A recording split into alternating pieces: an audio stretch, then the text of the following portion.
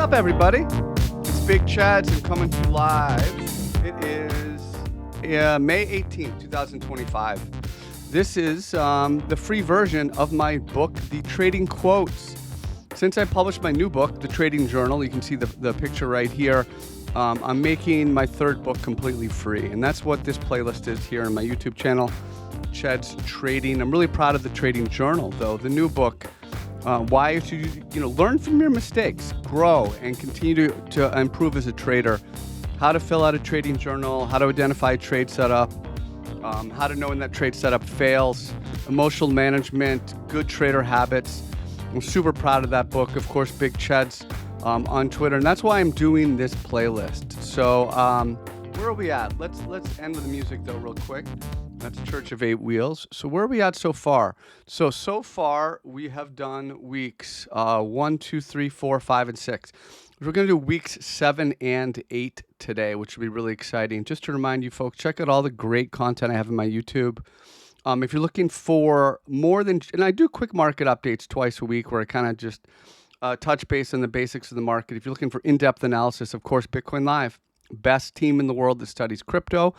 I've been doing that for 7 years, and every Wednesday, Sunday, I look at the market in depth. So you may want to consider checking that out. Of course, if you're looking for an exchange, check out BingX, my favorite exchange. The new book is on Amazon. The reviews are in. People are loving the book, and I'm super proud of that. But what we're doing here, again, the free version of Trading Quotes. So let's get this going. Let's add to this playlist. I'll eventually have the entire book for free. It's what I like to do when I publish a new book. I like to make the older books free. So we're going to start out with week 7. And what I'm going to do, I'm going to read these quotes and just kind of riff on them a little bit. And that's the format. So of course, if you have any questions, any comments, just reply to the video and let me know what you think. So Trading Quotes, week 7.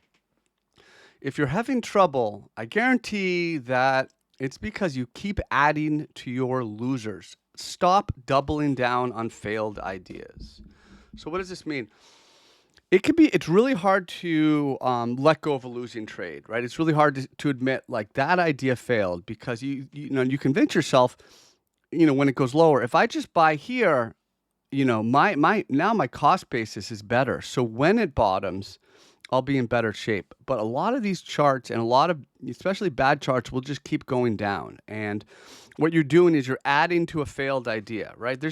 You want to add to a winning idea, right? You want to cut your losers and add to your winners. So you don't want to double down on a failed idea. When you open the trade, when you had an idea, well, that idea was wrong. Why would you double down on that? Why would you continue on a path when you already made a mistake? You need to survive as a trader. And to survive, you have to cut your mistakes quickly. You have to move on quickly, own up to it. And so, stop doubling down on failed ideas. Stop adding to your losers. Tuesday, bouncing around from play to play is the death of a bankroll. So death of a bankroll, right? What does that mean? So if you're just trying something, okay, move on, I'll play something else.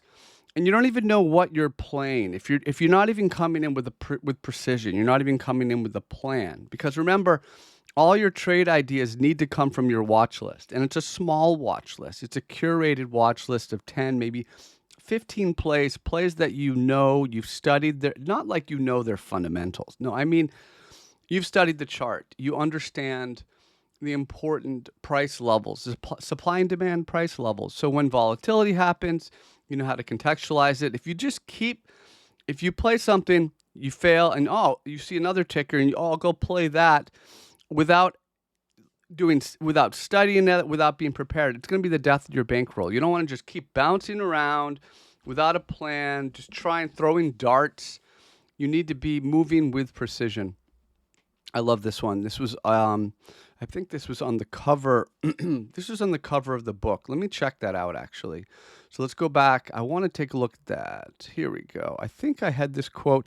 Yeah, so this is the cover, actually, of the book I'm reading right now, the Trading Quotes book. And I love this quote, right? Watch your temper. If your blood runs hot and your trades will run cold. This is one of my favorite ones, right? So watch your temper. If your blood runs hot, then your trades will run cold. Well, what does it mean to run cold? Well, running cold means things don't work out. You have bad results. So if you watch your temper, if you're like pissed, if you're hot, you're angry, you're gonna make mistakes. You're gonna do things just because. You're gonna do things. Screw it. Who cares? You're gonna make all these mistakes, and because you're running hot, emotionally, your trades are gonna run cold and run cool. You're gonna lose your money. So this is one of those things. Emotional management, really important. You have to try to monitor yourself, and that can be hard. And it's harder for some people more than others. And if you're one of those people, it's really hard to monitor your emotions. You have to start really practice it. Start to be aware of it. The journal, trading journal helps a lot. So be really careful when your temper is running wild. You're going to get yourself in a lot of trouble. Thursday, a good rule of thumb is to buy when other people are complaining about the price. Why is that the case? Well, if you have a lot, there's normal consolidation. Things go up and things go down. And most, people say whatever, people don't talk about it a lot because it's just kind of a normal move. Sorry about that. It's just a normal move. It's not worth talking about. It's not worth mentioning. But if you hear a lot of people, and not just like bag holders, but a lot of people are saying, I cannot believe it's this low. There's no way it should be this low. People are complaining about the price. That's often a sentiment overreaction. And it's not always the case. I mean, you're not just buying downtrends, but if it's like an uptrend that just has a really, really big dip and people can't believe it, that's a great opportunity. People are complaining about the price. So a good rule of thumb is to buy when other people are complaining about the price. The opposite of that obviously is a good rule of thumb. When people are bragging about the price, maybe you maybe take some profit. Maybe it's a little bit overextended. So the idea here is that you're using the sentiment as another indicator, right? Using the market, the sentiment of the market participants as an indicator.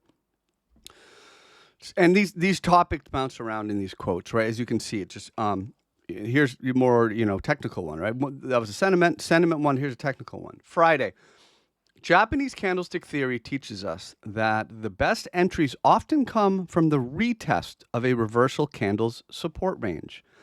So like a hammer candle, for example, is a very common one. We have a small body and a long lower shadow that you can buy in the entry of, you can just buy when the hammer closes, or you can buy when the price comes back and it's retesting kind of the middle to the lower part of that shadow.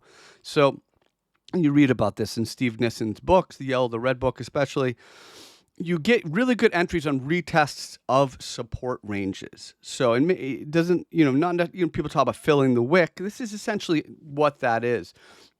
And you don't necessarily fill the whole wick, but a good rule of thumb is that middle part of that wick, that reversal candle support range. That's when you want to kind of take a look.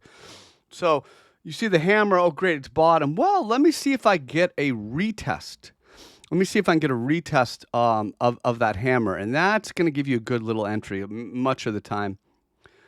Saturday. This is week 7 on Saturday. If you feel scared in a trade, that means you either lack conviction or a plan. Okay? Exit the trade and re-enter only when you have both of these firmly in hand. If you're scared, that means that you don't have confidence in your plan, number one. Or you literally don't have a plan. So what are you doing? Why are you in a trade without a plan? And if you're in a trade with a plan, why are you scared?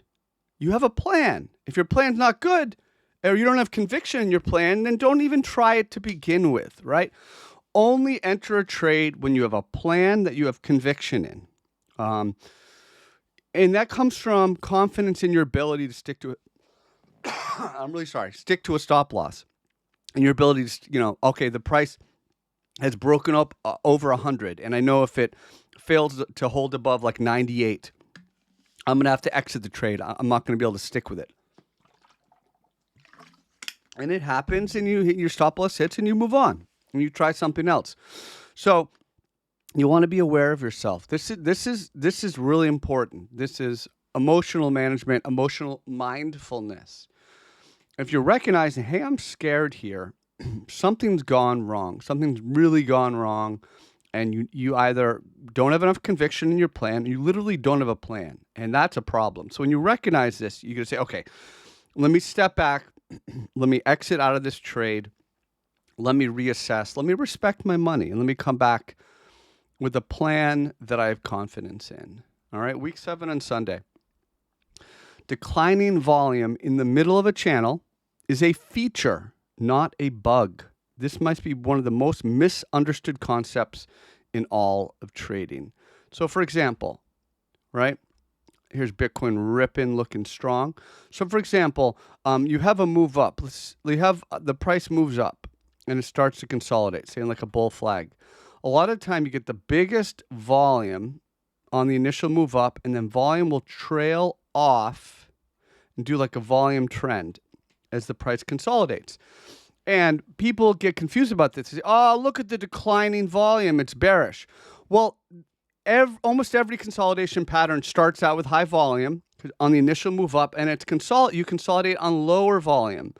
And then you have this trend of volume, and then often the volume will break that trend as it completes the consolidation and usually continues. Trends tend to continue. So because when the price is rising, okay, you have more buyers than sellers, okay? You have an imbalance. Sorry about that. When the price is rising, you have an imbalance. And you have more buyers than sellers, and you don't need volume to continue with the trend. Volume comes usually at the top of a chart or the bottom of a chart when you're reversing the trend. So it's a very, the declining volume in the middle of the channel, it's a feature because the price is consolidating and preparing for the next move higher. You don't need volume. You don't want heavy volume in the middle of a consolidation. That is something that people get very tricked up on. And of course, I have, the more technical stuff.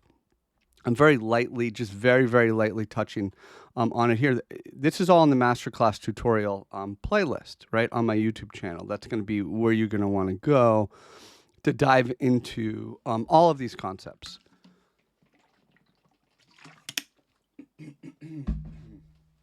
Okay, week 8. I like this one. This is fun. So Monday, profit is like loving. Any of it is good, right? Any loving is good loving. That comes from a song, You Ain't Seen Nothing Yet. Any loving's good loving, and I took what I could get, right? Profit is like loving. Hold on one second. Sorry, folks.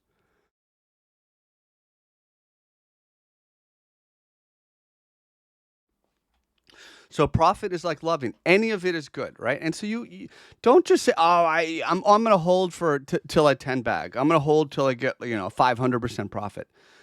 Take a little profit. Pay yourself for a good idea. Small trade, small winner. That's fine. Any profit is good profit, just like any loving, right? You want to have some loving, you want to have some profit, and you'll be good. All right. Tuesday, week 8. One sure way to take stress out of the equation is to only play with money that you can afford to lose. So there's a little bit, obviously, semantics here, right? Can anybody really afford to lose, a lot of money or any kind of serious amount of money? But there's a balance, right? You don't want to be playing or trading with your rent money, but if this is extra money that you might be using to go out to dinner, or you might be using to buy like a new toy, that's okay. That's something you can afford to lose, okay? If you're playing with your rent money, you're going to screw it up, okay? You're going to make mistakes because you can't afford for the trade to fail, because then you're going to screw up. You have to be able, it's like when you're playing poker. You can't sit down with money you need for something else. That's money you're putting on the table. You might double it up or you might lose it all. And it's not always 100%, right?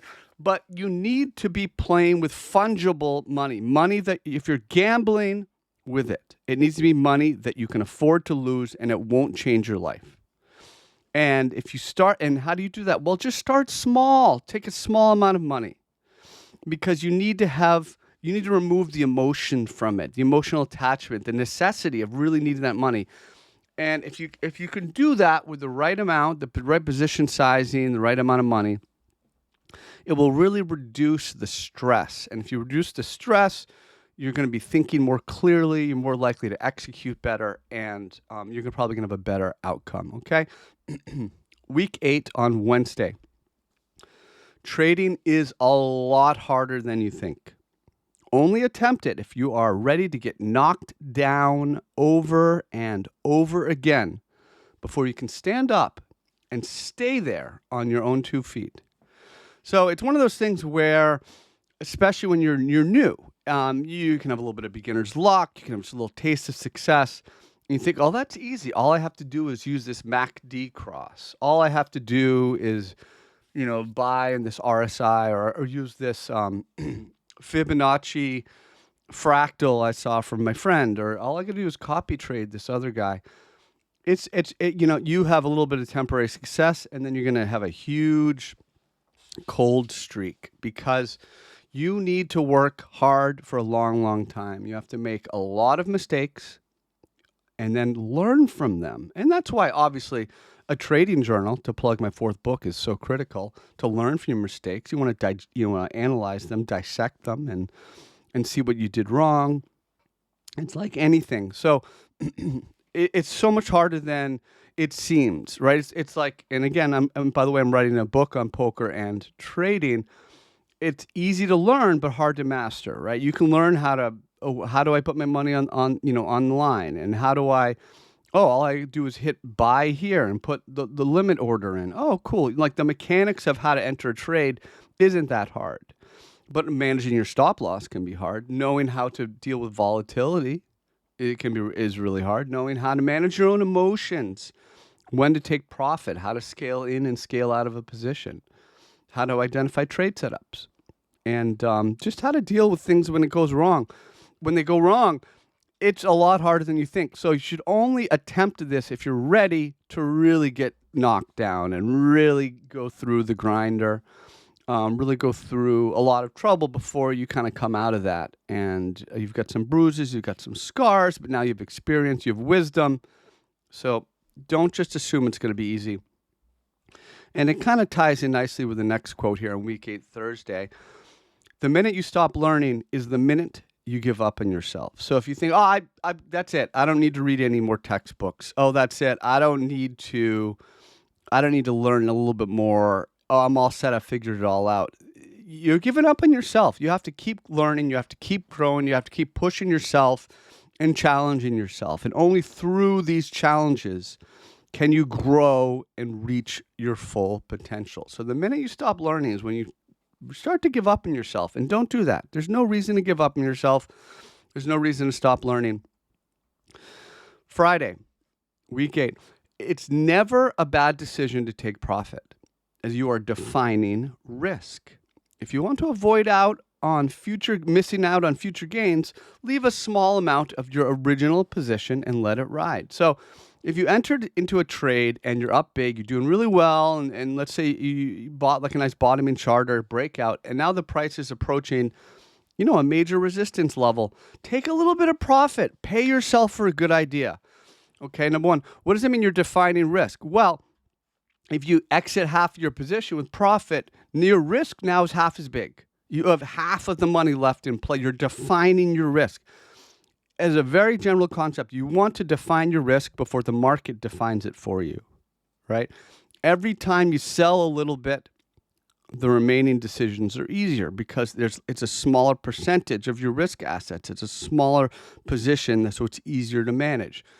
And if you're, what if it keeps going? What if it goes to the moon? Well, leave some position, 20%, 30%, leave some amount. You can ride that and just be willing to say, look, that way, if it does reject, where it looks like it's probably going to reject or going to consolidate, you say, all right, at least I took some profit. And so you're leaving yourself almost like a free riding position. You're a position where there's so much less stress about what happens if it goes up or down because you've taken some profit and you've left a little bit and you're letting it ride, right? Friday. That's an important one. Saturday, week 8. If you're going to throw some serious funds at something, do yourself a favor and at least look at the chart first. This one's crazy to me. Some people will literally just hear a ticker, or maybe they'll read, oh, there was a partnership between Google and Luna or whatever, right? Some random altcoin. I mean, Luna is not really an altcoin right now. It was back in the day. But like, they just hear some name, some ticker, and think, oh, this must go up. I'm gonna just buy a whole bunch. Well, wait a minute. Maybe it actually looks really bearish. Maybe the price trend is bad and the price is going down. Why would you just ape into that without looking at what you're doing? You wouldn't get into a car and put your hand over your eyes and just start driving down the highway. You're gonna crash. You're going to kill yourself. You have to look at the chart first. You have to know what you're doing. You can't come in heavy, even like a small position, just because you like the name, because someone said it has good technology. What does that mean? You have to look at the chart first. And there's a lot of people who literally don't even look at the chart. I don't understand that. There's zero respect for your money. It's not going to work out. You have to. This is like the. It shouldn't even have to be said, but I have to say it because it happens. So I mean, come on. At least you do yourself a favor and take a look at the chart. Sunday. This is a great quote to lead into the book. So Sunday, the best teacher can be a losing trade if you learn something from it, right? So every time you have a losing trade, what's left over is the residue, is the wisdom of what happened. I was too excited, or I ignored a warning sign in the market, or I hit the wrong button. I need to do something different next time. I need to change my system. I need to make sure other things are satisfied in the trade idea before I pull the trigger.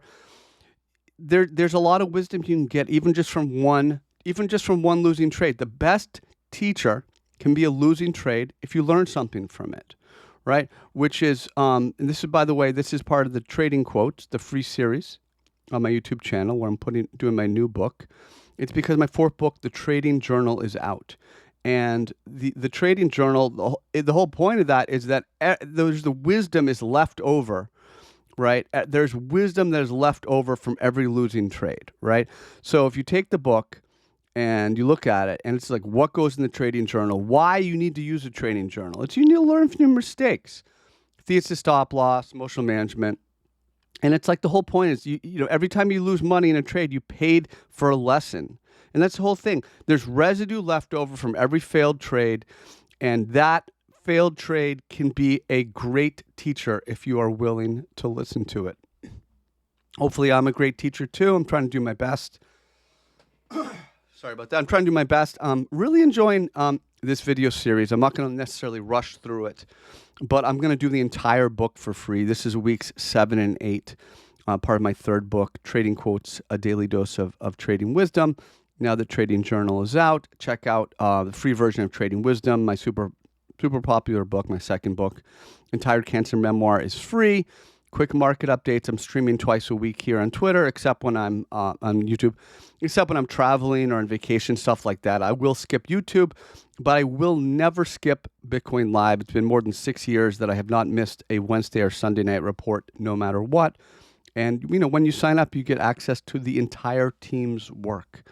So if you're looking for full depth analysis, best team in the world, I hope you folks will consider checking that out.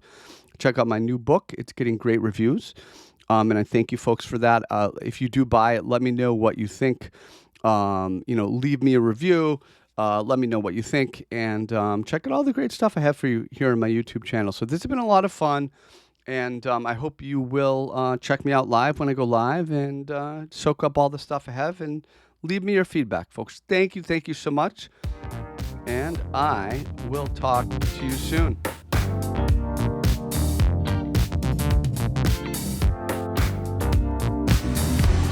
Welcome to paradise.